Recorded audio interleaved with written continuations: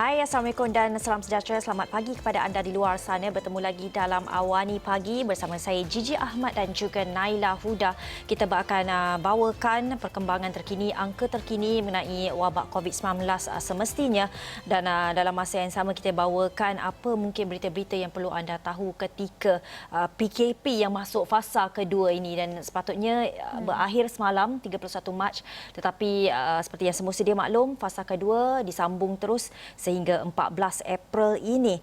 Dan untuk angka terkini bagi anda yang mungkin terlepas update-nya, Malaysia kini telah mencatat 6 lagi kematian menjadikan keseluruhannya 43 kematian. Naila. Ya, maklumannya ada di astroawani.com. Kami juga sediakan satu ruangan khas untuk anda melihat bukan saja kes-kes terbaru, anda boleh lihat gambaran penuhnya yang kami telah kumpulkan sejak gelombang pertama pandemik COVID-19 ini dengan secara keseluruhannya 2,766 kes disahkan, manakala dengan kematian yang terbaru dicatatkan semalam menjadikan angka keseluruhannya adalah 43 kematian dicatatkan.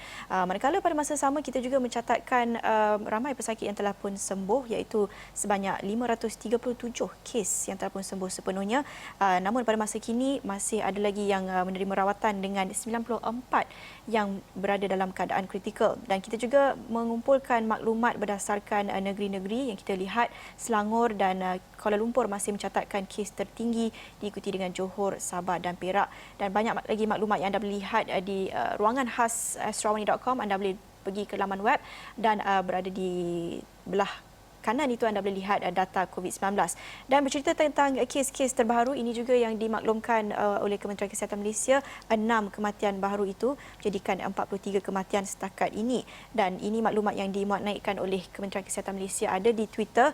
Ke-6 kes itu dengan perinciannya, dengan kes termuda merupakan seorang lelaki hanya berusia 40 tahun meninggal dunia ketika menerima rawatan di Hospital Umum Sarawak dan merupakan warga negara Indonesia.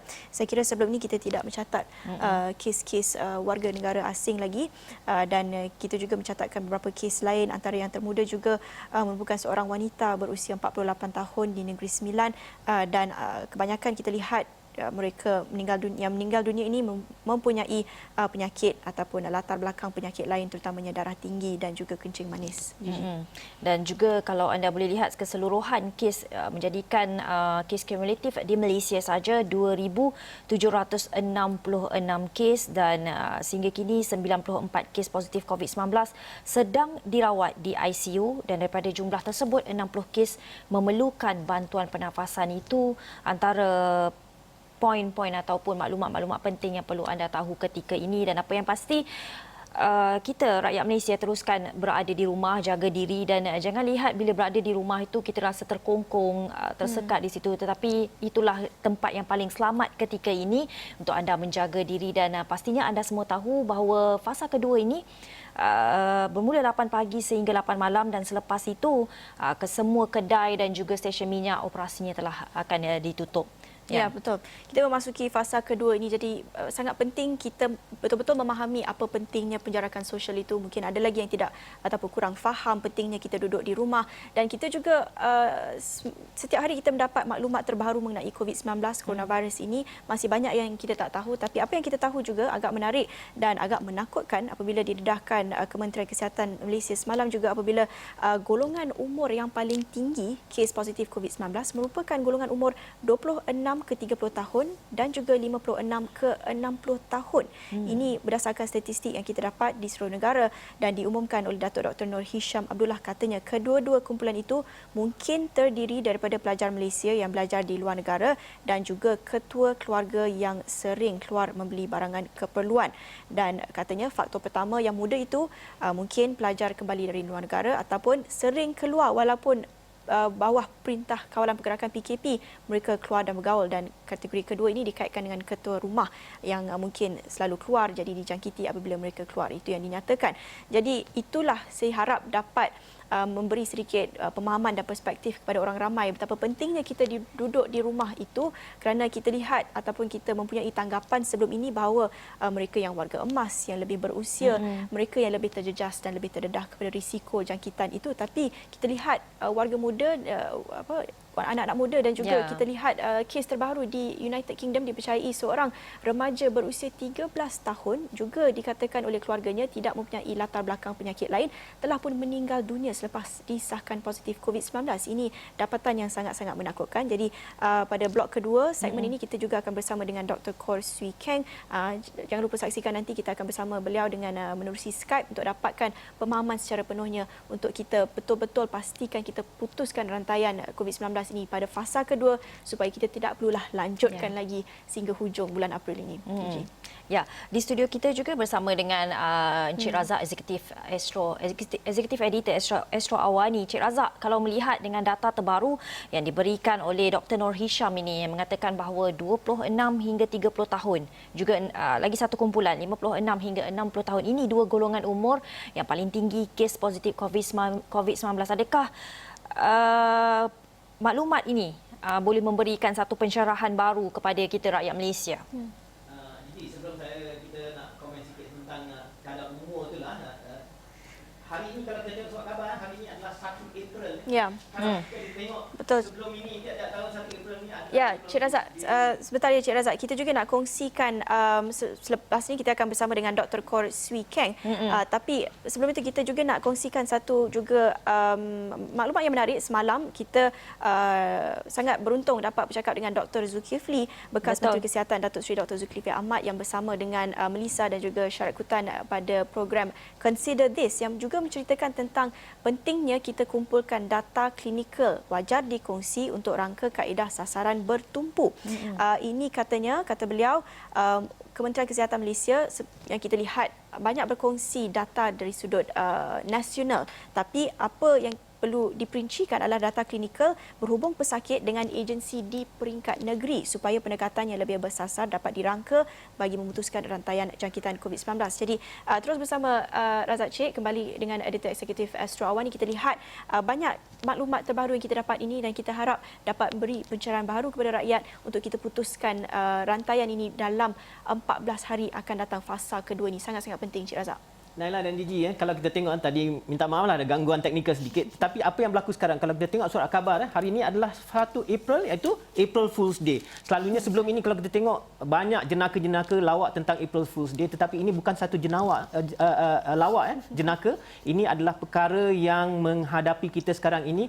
Kalau kita tengok, kalaulah kita ikut jangkaan yang sedia ada, hari ini adalah hari kita menyambut kemerdekaan. Tetapi telah diberikan, kita tengok inilah satu perkara yang wajar dilakukan sekarang. Kita lanjutkan usaha MCO ini 2 minggu lagi. Tetapi apa yang perlu adalah kesabaran. Tahap kesabaran di antara mereka, rakyat Malaysia di luar sana yang perlu curb movement kita supaya dalam masa 2 minggu lagi ini kita bersabar, adakah dapat kita menangani masalah ini.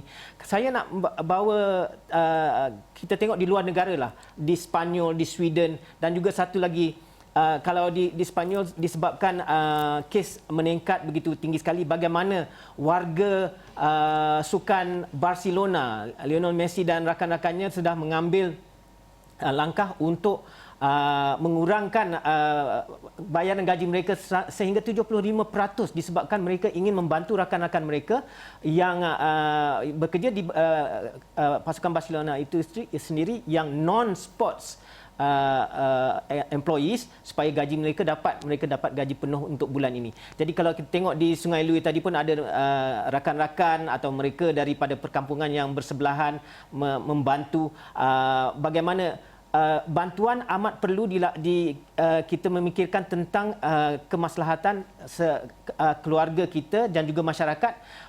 Kalau kita tengok di Sepanyol sudah berlaku begitu. Di India pula kalau kita tengok begitu teruk sekali bagaimana rakyat mereka terpaksa berjalan beratus batu untuk pulang disebabkan lockdown yang berlaku di India. Bagaimana warga Bollywood, Salman Khan dan Saif Ali Khan, mereka sendiri mengambil tindakan untuk membayar gaji warga kerja dari dalam bidang perfilman.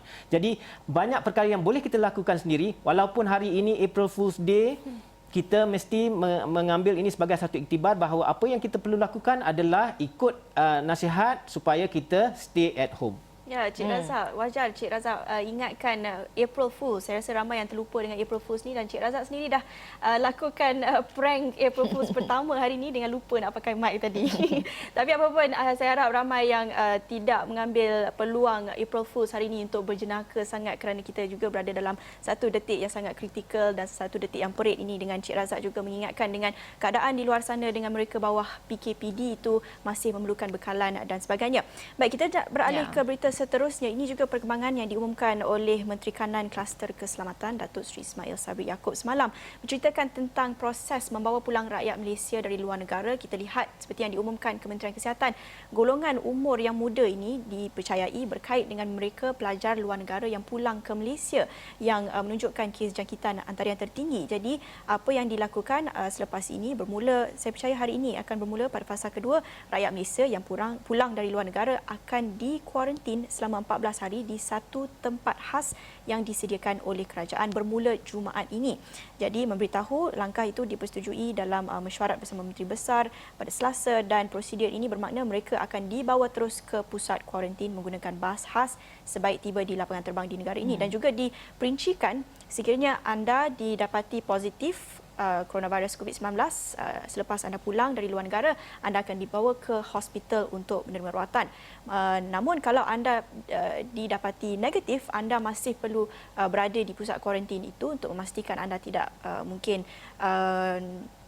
gejala itu tidak datang kemudian kepada ahli keluarga dan sebagainya. Jadi itu perincian yang diberikan oleh kerajaan. Kita akan lihat juga pertama bagaimana institusi pengajian tinggi juga akan diubah ataupun telah pun diubah suai sebagai pusat-pusat kuarantin bagi mereka yang datang ataupun pulang ke Malaysia ini.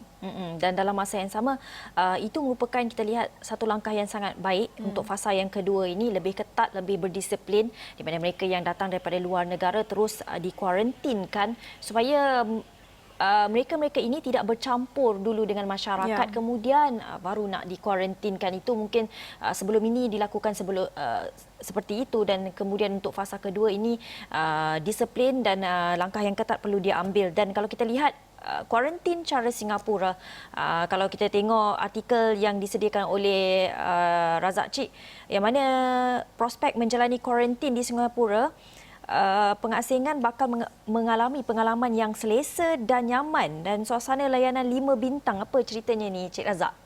Saya tak tahulah tentang selesa tu, mungkin selesa, nyaman tu tak tahu. Disebabkan apa? Walaupun rakyat Singapura lebih kurang 300 hingga 1,200 tiap-tiap hari sekarang ini, waktu jangkaan masa sekarang ini, pulang dari Amerika dan juga United Kingdom, mereka dari airport terus dibawa ke hotel 4 dan 5 bintang. Jadi di hotel ini mereka walaupun duduk di hotel 5 bintang, tetapi tidak dapat keluar dari bilik masing-masing disebabkan kuarantin ataupun self isolation itu dipanggil SHN, stay home notice.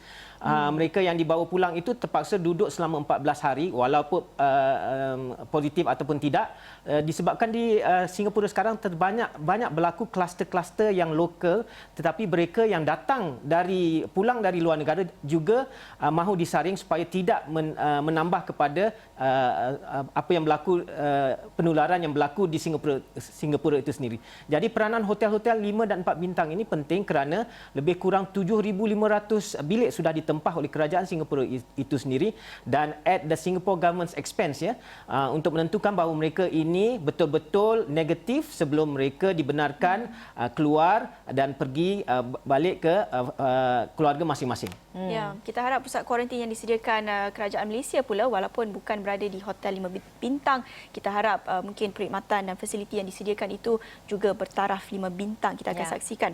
Banyak lagi berita kita kongsikan. Ini juga menular di media sosial, dapat banyak perhatian dan kecaman netizen. Mungkin Gigi nak kongsikan cerita ni. Ini berkenaan dengan Kementerian Pembangunan Wanita semalam ada menyediakan satu guideline khas bagaimana suami isteri boleh ambil langkah tidak bergaduh di rumah, dan dalam masa yang sama banyak kritikan, banyak juga persoalan yang ditimbulkan. Dan kalau kita boleh di sini, kalau kita lihat itu adalah poster tu menunjukkan bahawa kebahagiaan rumah tangga dibina bersama, bagaimana untuk elakkan pergaduhan suami isteri di rumah, dan apabila dicadangkan membuat nada suara Doraemon itu, banyak yang mempertikaikan cadangan tersebut, dan dalam masa yang sama perkara itu telah pun Kementerian Pengurusan Wanita telah mengambil langkah untuk memohon maaf atas isu poster yang tidak sensitif itu. Tapi poster telah dikeluarkan, ramai yang telah memberi pendapat, dan salah seorang daripadanya adalah Ahli Parlimen Pengerang Datuk Seri Azalina Osman, yang mengatakan bahawa the memes are politically incorrect, promotes gender bias and perpetuate misogyny. Kiranya dia sangat kecewa dengan apa yang dilakukan oleh Kementerian Wanita dengan mengeluarkan poster itu. Kalau kita boleh lihat di sini, ini adalah apa yang telah ditweet oleh Datuk Seri Azalina Osman. Ya. Ramai yang lihat poster yang dikongsikan itu tidak ataupun kurang sensitif kepada keluhan wanita ataupun realiti yang sebenarnya dihadapi oleh wanita. Banyak sebenarnya isu-isu yang lebih serius dialami, terutamanya sejak bermulanya PKP ini. Kalau kita lihat talian kasih yang sebelum ini ditangguhkan sementara, namun telah pun disambungkan kembali perkhidmatan talian kasih itu. Mereka sudah pun menerima sebanyak 1,893 panggilan, iaitu peningkatan sebanyak 57% talian kasih itu mendapat panggilan sejak bermulanya PKP. Itu menunjukkan bagaimana isu-isu dan realiti yang sebenarnya yang dihadapi oleh wanita di luar sana mungkin tidak dilihat, tidak diambil serius, dan mungkin tona ataupun nada yang digunakan oleh kementerian tersebut kurang sensitif dan dilihat sebagai tone deaf. Namun mereka sudah pun mengeluarkan permohonan maaf itu. Jadi kita harap dapat move on daripada isu ini. Dan sebelum kita berhenti seketika, ada satu lagi berita yang kita nak kongsikan, iaitu mengenai bagaimana sebelum ini secara unprecedentednya kita lihat di Arab Saudi, kerajaan Arab Saudi telah pun membatalkan pakej ataupun jemaah umrah, dan kini kita lihat kenyataan terbaru pendiriannya adalah untuk meminta umat Islam untuk menangguhkan sebarang rancangan untuk menunaikan haji dan umrah sebelum sebarang perkembangan mengenai COVID-19 diketahui. Arab Saudi bersedia sepenuhnya untuk menerima jemaah haji dan umrah, tetapi keadaan semasa ketika kita bercakap mengenai pandemik global, kerajaan mahu melindungi kesihatan umat Islam serta rakyat, dan pembatalan ataupun penutupan kemasukan haji ini tidak pernah berlaku walaupun mereka pernah melalui pandemik ataupun wabak MERS sebelum ini, tapi mereka masih membenarkan jemaah haji itu memasuki negara tersebut. Jadi kita akan lihat apa yang akan dilakukan kerajaan Arab Saudi selepas ini. Ya, dalam masa yang sama, wabak Ebola sebelum ini juga ada menyebabkan keputusan juga diambil untuk menangguhkan penerbangan haji atau umrah dari negara tertentu. Tetapi apabila keputusan ini dibuat, dilihat ini adalah kali pertama ia dibuat dan merupakan satu sejarah juga. Dan apapun, kita perlu berhenti berehat seketika. Naila, kita akan kembali selepas ini. Kita akan bincangkan banyak lagi mengenai perkembangan terkini COVID-19 fasa kedua.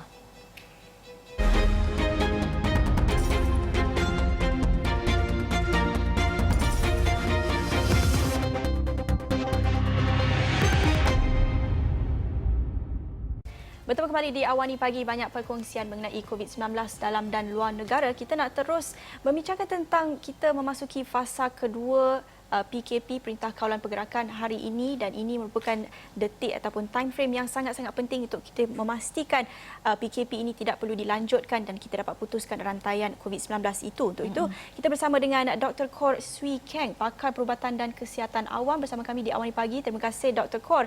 Dan kita sedia maklum, Kementerian Kesihatan Umum akan mempertingkatkan ujian yang dijalankan, kadar ujian pada April, iaitu dengan sasaran 16,000 ujian setiap hari. Dan kita nak faham kenapa ia penting untuk kita lakukan ujian secara besar-besaran ini ataupun mass testing seperti yang kita lihat berlaku di Korea Selatan, dan bagaimana mereka dapat flatten the curve, ratakan keluk jangkitan itu di Korea Selatan. Kenapa ia penting, Doktor?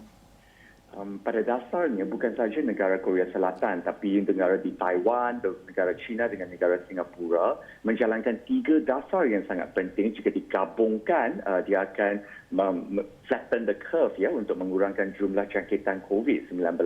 tiga daripada dasar-dasar ini, nombor satu dia social distancing ataupun penjarakan sosial seperti Perintah Kawalan Pergerakan ataupun PKP yang dilaksanakan di Malaysia pada masa sekarang. Dasar yang kedua tu mass testing ataupun ujian besar-besaran ataupun ujian umum untuk seramai rakyat Malaysia yang mungkin. Yang nombor tiga tu contact tracing. Lepas kita buat ujian, sekiranya kita mendapati bahawa seseorang pesakit itu positif untuk penyakit COVID, maka kita akan buat contact tracing untuk mengenal pasti siapa-siapa di antara keluarga ke ataupun kawan-kawan rapat ke yang pernah ada kontak yang rapat dengan sesiapa yang ada ujian positif itu. So kalau kita gabungkan ketiganya sekali, maka pengalaman negara-negara yang baru melalui COVID itu akan lebih berjaya. Kenapa kita nak buat mass testing ataupun ujian besar-besaran tu? Ada tiga sebab yang penting. Sebab yang pertama tu, kita dapat mengenal pasti sesiapa yang ada positif untuk penyakit COVID tu. Kalau kita dapat mengenal pasti sesiapa yang ada penyakit COVID tu, maka kita dapat merawat ataupun isolation. Maksudnya kita akan mengasingkan pesakit tersebut daripada keluarga mereka dan kawan-kawan mereka untuk tempoh yang sementara saja. Tempoh itu lebih kurang 10 hingga 14 hari supaya mereka tidak menjangkiti orang lain. Yang itulah kebaikan yang kedua. Kebaikan yang ketiga tu, kalau kita buat mass testing, kita dapat tahu di mana di Malaysia ada jangkitan tersebut. Bukan biasanya, tapi kalau ada kebarangkalian kemungkinan di sesuatu kawasan tu ramai orang yang ada penyakit COVID tu, maka kita boleh buat targeted MCO ataupun Perintah Kawalan Pergerakan yang lebih khusus untuk di tempat itu. Tapi di tempat-tempat yang lain yang tidak ada jangkitan sangat, mungkin kita tak perlu MCO ataupun Perintah Kawalan Pergerakan yang ketat sangat. Itulah sebab-sebabnya kita perlukan ujian besar-besaran ataupun umum untuk semua masyarakat Malaysia.